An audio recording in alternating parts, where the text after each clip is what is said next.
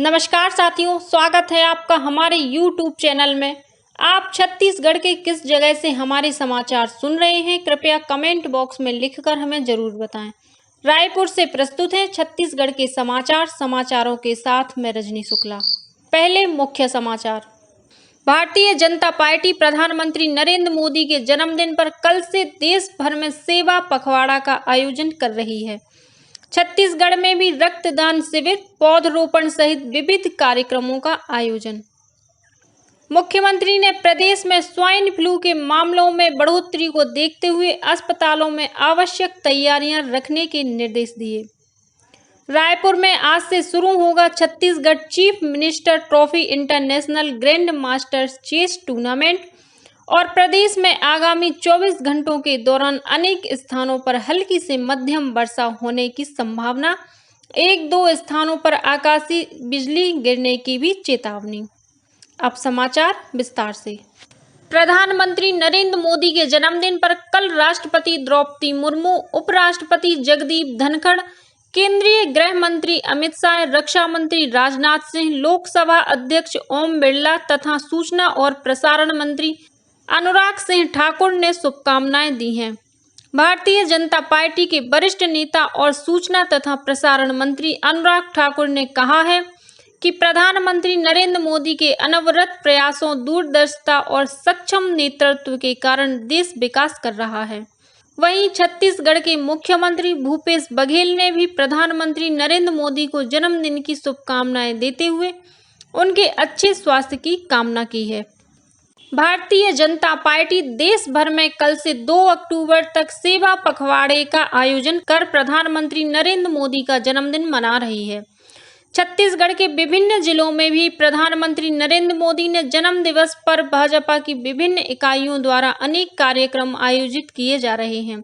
राजनांदगांव में भाजपा के राष्ट्रीय उपाध्यक्ष और पूर्व मुख्यमंत्री डॉक्टर रमन सिंह की मौजूदगी में कार्यक्रम का आयोजन किया गया। इस मौके पर युवा मोर्चा के कार्यकर्ताओं ने रक्तदान किया। साथ ही अस्पताल, वृद्धाश्रम और मूक बधिर बच्चों के स्कूल में फल और खाद्य सामग्री का वितरण किया गया। वहीं जांजगीर चांपा जिले के ग्राम खोखरा स्थित वृद्धाश्रम में नेता प्रतिपक्ष नारायण चंदेल ने वृद्धजनों को शॉल और दिव्यांगजनों को बैटरी चलित ट्राइसिकल तथा अन्य उपकरणों सहित फल आदि का वितरण किया। कवर्धा में शहर मंडला और महिला मोर्चा कार्यकर्ताओं ने पौधरोपण कर प्रधानमंत्री का जन्मदिन मनाया। वहीं युवा मोर्चा के कार्यकर्ताओं ने 30 यूनिट रक्तदान भी किया। इसी तरह अंबिकापुर में आदिवासी समाज ने भी छत्तीसगढ़ की 12 जातियों को अनुसूचित जनजाति में शामिल किए जाने पर प्रसन्नता व्यक्त करते हुए नृत्य प्रस्तुत कर प्रधानमंत्री का जन्मदिन मनाया। प्रधानमंत्री के जन्म दिवस पर केंद्रीय कौशल विकास और उद्यमशीलता मंत्रालय के अंतर्गत संचालित प्रदेश के निजी ITI में कल दीक्षांत समारोह का आयोजन किया गया। इस मौके पर भिलाई स्थित ITI में विद्यार्थियों को राष्ट्रीय कौशल प्रमाण पत्र वितरित किए गए। आजादी के अमृत महोत्सव के तहत कल से स्वच्छता पखवाड़ा शुरू हुआ है। राज्य के विभिन्न नगरीय निकायों और संस्थानों द्वारा इस पखवाड़े के तहत अनेक गतिविधियां आयोजित की जा रही हैं। नगर पालिका निगम जगदलपुर द्वारा कल स्वच्छता रैली निकाली गई। यह रैली नेहरू मंच से शुरू होकर कुंभला घाट पहुंची, जहां परिसर की साफ सफाई कर लोगों को स्वच्छता के प्रति जागरूक किया गया। रैली में स्कूली छात्र छात्राओं सहित बड़ी संख्या में अन्य लोग शामिल हुए। वहीं केंद्रीय आवासन और शहरी कार्य मंत्रालय के निर्देश पर इंडियन स्वच्छता लीग के तहत कल नगर पालिका परिषद महासमुंद में शहर की साफ सफाई की गई। इस दौरान सफाई कर्मचारियों ने रैली निकालकर लोगों को स्वच्छता के प्रति जागरूक किया। इसी तरह धमतरी में लोगों को स्वच्छता के प्रति जागरूक करने और प्रतिबंधित पॉलीथीन का इस्तेमाल रोकने के लिए युवाओं ने मोटरसाइकिल रैली निकाली। स्वच्छता पखवाड़ा के तहत दक्षिण पूर्व मध्य रेलवे के प्रमुख स्टेशनों में विभिन्न कार्यक्रमों का आयोजन किया जा रहा है। इसी कड़ी में आज स्टेशनों में निरीक्षण और श्रमदान के साथ ही सफाई कर्मचारियों को उपकरण और सुरक्षात्मक गियर की उपलब्धता सुनिश्चित की गई। मुख्यमंत्री भूपेश बघेल ने प्रदेश में स्वाइन फ्लू के मामलों में बढ़ोतरी को देखते हुए अस्पतालों में आवश्यक तैयारियां रखने के निर्देश दिए हैं।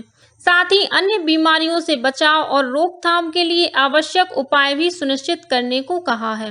मुख्यमंत्री ने स्वास्थ्य सचिव को भी इस संबंध में बैठक लेकर समीक्षा करने के निर्देश दिए हैं।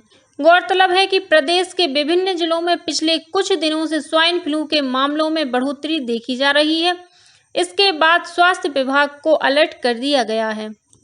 छत्तीसगढ़ क्वांटिफाइबल डाटा आयोग ने राज्य की जनसंख्या में अन्य पिछड़ा वर्ग और आर्थिक रूप से कमजोर वर्गों के सर्वे के लिए नया पंजीयन लिंक जारी किया है।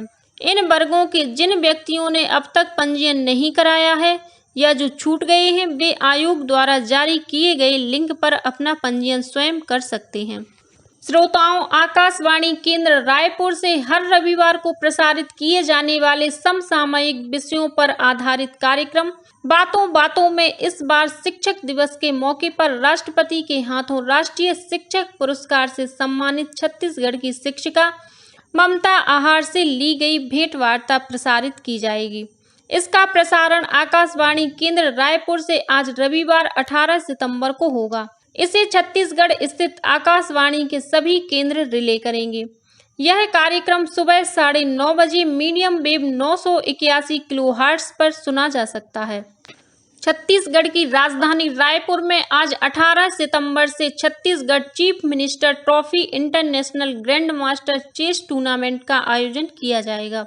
28 सितंबर तक चलने वाले इस टूर्नामेंट में विश्व के 15 देशों के 500 से अधिक शतरंज खिलाड़ी हिस्सा लेंगे।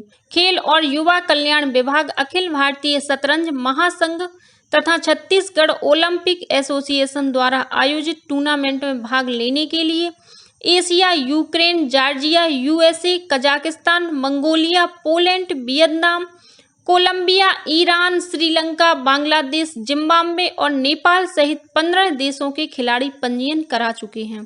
इस टूर्नामेंट से देश और प्रदेश के रेटेड खिलाड़ियों को अपनी रेटिंग सुधारने का मौका मिलेगा। यह टूर्नामेंट 2 कैटेगरी मास्टर्स और चैलेंजर्स के रूप में होगा। इसमें मास्टर्स कैटेगरी में 23 लाख रुपए और ट्रॉफी तथा चैलेंजर्स कैटेगरी में 12 लाख रुपए और ट्रॉफी प्रदान की जाएगी। वहीं रायपुर में 20 से 25 सितंबर तक CM trophy badminton international challenge प्रतियोगिता भी आयोजित की जाएगी। इसमें 11 देशों के खिलाड़ी शामिल होंगे।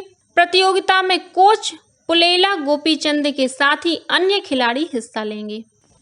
अंतर्राष्ट्रीय ओजोन परत संरक्षण दिवस पर आज छत्तीसगढ़ पर्यावरण संरक्षण मंडल द्वारा रायपुर में पोस्टर और पर्यावरणीय प्रश्नोत्तरी प्रतियोगिता का आयोजन किया गया। प्रतियोगिता में 550 से अधिक प्रतिभागियों ने हिस्सा लिया और विजयी प्रतिभागियों को पुरस्कार वितरित किए गए। और अब पेश है मौसम का हाल। प्रदेश में एक बार फिर मानसून गतिविधि में वृद्धि होने की प्रबल संभावना बन रही है। अगले 24 घंटों के दौरान प्रदेश में अनेक स्थानों पर हल्की से मध्यम वर्षा होने और गरज चमक के साथ छींटे पड़ने की संभावना है। वहीं 1-2 स्थानों पर आकाशीय बिजली गिरने की चेतावनी भी दी गई है। और अब कुछ खबरें संक्षेप में। राज्यपाल अनुसुईया उइके ने अमर शहीद गोंड राजा शंकर शाह और उनके पुत्र कुंवर रघुनाथ शाह की पुण्यतिथि पर उन्हें नमन किया है। मुख्यमंत्री भूपेश बघेल ने आज विश्वकर्मा जयंती के अवसर पर अपने निवास कार्यालय में भगवान विश्वकर्मा और यंत्र उपकरणों की पूजा अर्चना कर प्रदेश की सुख समृद्धि की कामना की। मुख्यमंत्री भूपेश बघेल ने स्वतंत्रता संग्राम सेनानी बामन बलीराम लाखे की जयंती और बैरिस्टर ठाकुर छेदीलाल की पुण्यतिथि पर उन्हें नमन किया है। छत्तीसगढ़ व्यावसायिक परीक्षा मंडल द्वारा आज 18 सितंबर को शिक्षक पात्रता परीक्षा टीईटी 2022 का आयोजन किया जाएगा। यह परीक्षा 2 पालियों में होगी। जांजगीर चांपा जिला पंचायत के सभागार में कल सूचना का अधिकार विषय पर जिला स्तरीय कार्यशाला का आयोजन किया गया। इस मौके पर राज्य के मुख्य सूचना आयुक्त M.K. राउत ने कहा कि प्रशासन को जवाबदेह बनाना ही सूचना के अधिकार का मूल उद्देश्य है। जांजगीर चांपा जिले के पामगढ़ में बहुजन समाज पार्टी द्वारा पदाधिकारियों और कार्यकर्ताओं का सम्मेलन आयोजित किया गया। सम्मेलन में राज्यसभा सांसद रामजी गौतम और प्रदेश प्रभारी दाऊ राम रत्नाकर सहित अन्य पदाधिकारी मौजूद थे। आजादी के अमृत महोत्सव के तहत स्वास्थ्य विभाग द्वारा रायगढ़ जिला अस्पताल में रक्तदान शिविर का आयोजन किया जा रहा है। दुर्ग पुलिस अधीक्षक ने व्यापारियों की शिकायत पर छावनी थाना प्रभारी को निलंबित कर दिया है।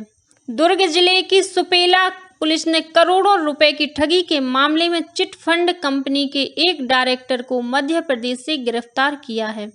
बस्तर जिला प्रशासन द्वारा तेलंगाना में बंधक बनाए गए 24 श्रमिकों को सकुशल छुड़ा लिया गया है। ये श्रमिक विकाराबाद और रंगारेड्डी जिले में स्थित प्लाईवुड कंपनी में काम कर रहे थे और कोरबा जिले के पसान वन परिक्षेत्र में इन दिनों लगभग 25 हाथियों का दल विचरण कर रहा है। इन हाथियों के आज सुबह पेंड्रा बैकुंठपुर मार्ग पर आ जाने से कुछ देर के लिए आवागमन बाधित हुआ। इसी के साथ छत्तीसगढ़ के समाचारों का ये बुलेटिन अब समाप्त हुआ।